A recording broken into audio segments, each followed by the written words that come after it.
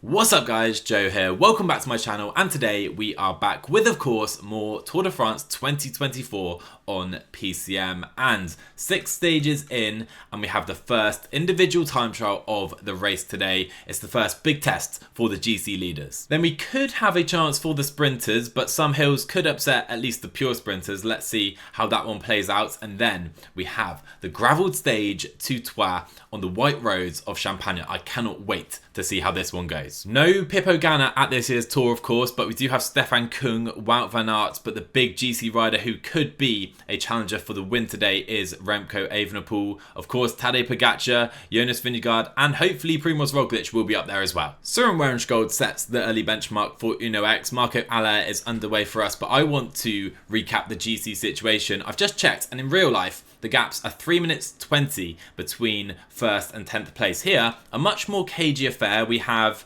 17 riders within 1 minute, but of course Roglic is second just behind Giulio Ciccone. Shouldn't be a threat overall. He's going to lose the jersey today, but will it be to Roglic, Pogacar, Vingegaard or Evenepoel? Even though Evenepoel giving away some time to the others, my money's on Remco. Here we go then. Tadej Pogacar is on the road, which means Primoz Roglic is about to set off in second place. Vlasov and Hindley don't have long left, but we now need to turn our focus to Primoz Roglic. First, Vlasov is going to cross the finish line here today. On a decent day, it's only 15th place. I think we probably could have done better there. And Wout van Aert, 30 seconds on Juan Ayuso. Here we go then. Remco Evenepoel sets the same time as Wout van Aert at the second split. At the first, he was 2 seconds down. Further back on the road, Vingegaard only 2 seconds down at that first split. Poggi, not on a great day. He is 10 seconds down, while Primoz has lost a lot of time here. Hopefully we can now make it up on this little climb. Pogacar now crossing the second split. Has he improved? He's 4th place,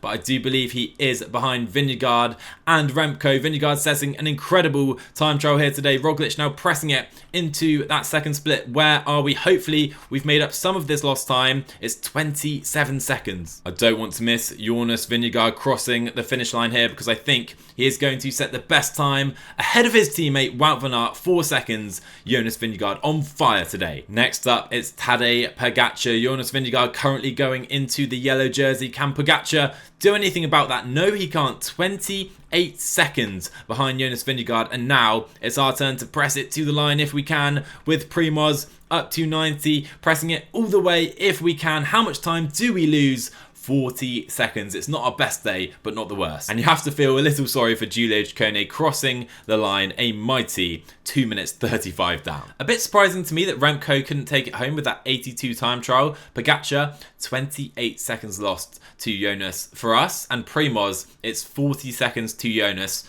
Only 12 to Tadej, and you can see obviously the rest of the GC times right here. If we look at the general, Vingegaard 17 seconds ahead of Remco, Poggi at 22. We're still there at 32 with Roglic, and you can now see almost a minute separation between the top 5 and the rest of the pack. And so, does that mean the podium fight is between Vingegaard, Remco, Pogacar and Roglic? To me, it's looking that way already. There is Jonas Vingegaard in that yellow jersey then. Will he relinquish it before the end of this year's race? Let's find out.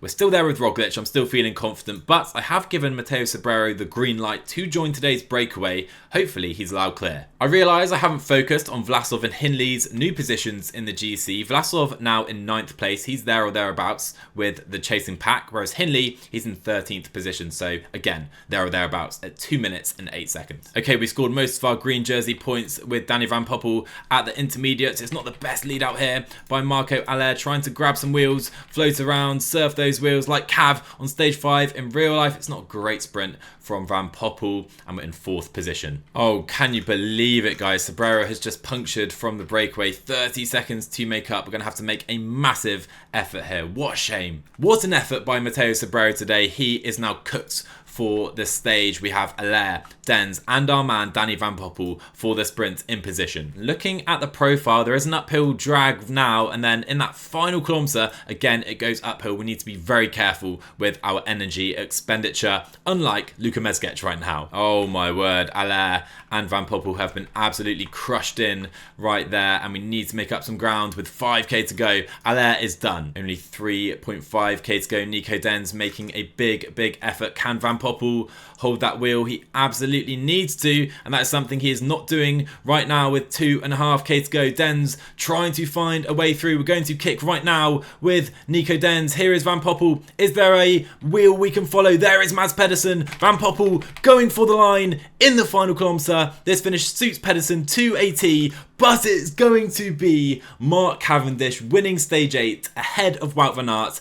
Our best sprint so far as well in 5th place. But what a moment. Cav did it in real life, and he's done it in our playthrough too. Honestly, 35 stage wins at the Tour de France. Think about that number. That is ridiculous. I think I calculated the other day, it took him 215 stages. That's including time trials, mountains, which of course he's never going to win.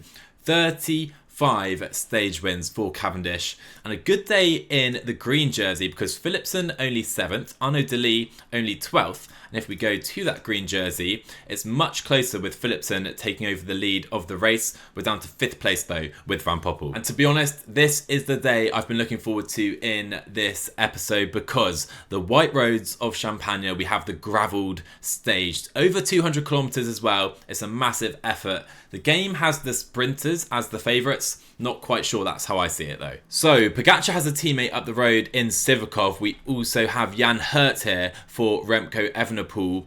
It's not the strongest, it's not the worst group for us to have up the road, but Wilco Kelderman here too from Visma. So our 3 rivals, they all have riders up the road. So that's why I'm pacing behind right now. Okay, I think this could be our moment. Youngles has made a massive effort on that false flat. Now Danny Van Poppel trying to bridge that gap.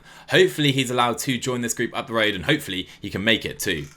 Alright, we have made it. There is 2.5 minutes now between the peloton and the breakaway, but at what cost? Danny Van Poppel is pretty done, but we do have at least a rider up the road and a rider on a +2 day who could compete for the stage if it is one from this group. So before the stage, I definitely had the idea of trying to open things up on these short white gravel climbs, but the tempo is pretty high in the peloton. We do have Van Poppel up the road. I think I'm happy with this situation. Okay, but we do have the first big split of today's stage, and all our riders bar Roglic and Sobrero are caught behind, proving how pivotal it is to stay to the front. We're going to let the other guys try and chase this in. Wout's here. I mean, hopefully this will be brought in. Boy, oh boy, there are groups all over the road here trying to close up on this next gravel climb, but Roglic, you need to stay right to the front of this group with Pogačar, Vingegaard, and of course Remco Evenepoel. Hopefully our guys are now back in for good. Guys, we are going to see some gaps today, I'm sure of it, because there are riders struggling all over the road. And there we have another split. Mikhail Kwiatkowski is dropped with the likes of Pidcock. I don't think any big GC riders are here. We need to stay so attentive right now. And up the road, Danny Van Poppel is going to take all 20 points from that intermediate sprint. Perfect for us. Up to 3rd place now, 19 behind Philipsen. Okay, so now 45 riders in the peloton. Let's try to see if any big riders have been dropped. Juan Ayuso, Joao Almeida, 6th place in the GC, is behind. Ayuso giving his all, and now there are more riders dropping from the GC group. This is carnage. So I can confirm that only rider from the top 10 who is dropped is Joao Almeida. Jakob Fuglsang trying to do a job for his teammates, which will of course help Joao, but I do think he's going to lose that top 10 placing today because the pace in this GC group is electric right now as the breakaway is falling to pieces. Ben Turner has been dropped, a stage that really suits him. Van Poppel though still in the front group. No, could you be more unlucky? Danny Van Poppel punctures. It's the risk of riding on the gravel, of course. Let's hope at least it doesn't happen to our GC guys, and hopefully we can get back in here, but the pace is very high. I think that's our stage chances done. Okay, but we need to stay very attentive here because Mads Pedersen is trying to attack up the road. I was trying to react here with Primoz Roglic, and that's exactly what I'm going to do. It seems to be the sprinters plus Primoz trying to make a move here. Bob Jungels can of course now sit up in that GC group, and let's see how the other guys respond to this. Danny Van Poppel, wait up for your leader right now because this could be a very exciting situation for us. Primoz Roglic is up the road, and now we have the likes of Simon Yates trying to respond from behind, and you can see they're panicking. Here comes Remco, Pedersen blocking off Pogačar. What a moment. This Tour de France is crazy right now. So Roglic is cruising, but Remco Evenepoel has now made that bridge, and here we go because Danny Van Poppel can now pull for his leader Primoz Roglic. If we wait a second longer, here we go. Danny Van Poppel to the front, and Roglic can sit in this group. In fact, follow the leader because Evenepoel is here. Vlasov has now made that bridge. Here comes Wellens. Here comes Pogačar. This is absolute chaos, guys. So Van Poppel kicks over the top. Remco stays there. Vlasov is here too. Great riding by him. But we have Pogačar, we have Philipsen, and where is the yellow jersey? He is here too. As we have some brief respite between the gravelled roads, you can see the GC guys who have lost time. It's Joao Almeida behind. Simon Yates is behind too. Carapaz is doing okay. Bilbao, Jorgensen, they're in the main group. Enric Mas is behind. Same goes for Ciccone, Bardet, and Mikel Landa. At the front of the race though, it is going to be, I think, the 7 riders here fighting for the stage win, unless we have enough firepower behind. And now Mathieu van der Poel comes to the front. Jasper Philipsen is still here to potentially fight for this stage win. Pedersen, De Maar, if it comes to a sprint, there are plenty of guys here. Arnaud Delis as well. So Vlasov, try and get in the wheel of Wout if you can, and Roglic, come to the front, stay on that wheel of Philipsen as we now enter this sector. And here we go, Roglic off the front on the gravel, and who can follow him out of the GC contenders? For now, it's absolutely no one. Oh my word, Jai Hindley punctures. Jai Hindley punctures. It's not a great moment for us. He is going to have to make a massive dig back to the front of the race. I'm not sure he's going to do it, but Roglic on the move here. Looking behind, Wout van Aert is making the effort by himself, and Roglic is hopefully bridging to the front of the race with 5k to go. What a ride by Primoz. And of course, we don't care about the stage win here. We have to go all in for time gained in the GC. Roglic coming to the front on 80. It's 43 seconds. Wout doesn't have it. Neither does Mathieu. Neither do any of the GC guys, as Hindley has made it back in. Roglic giving his all to the line. Can we hold on to this? As who's going to win the stage here? Prudhomme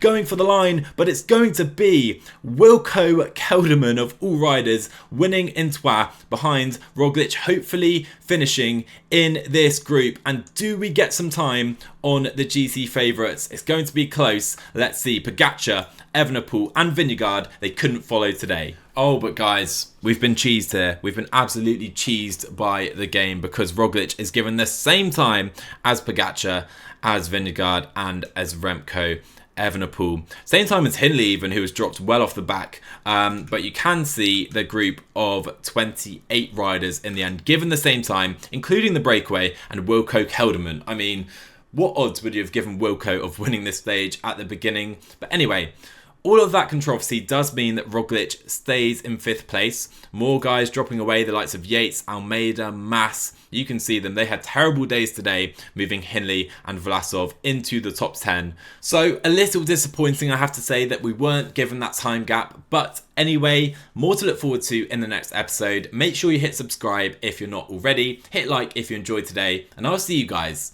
in the next one.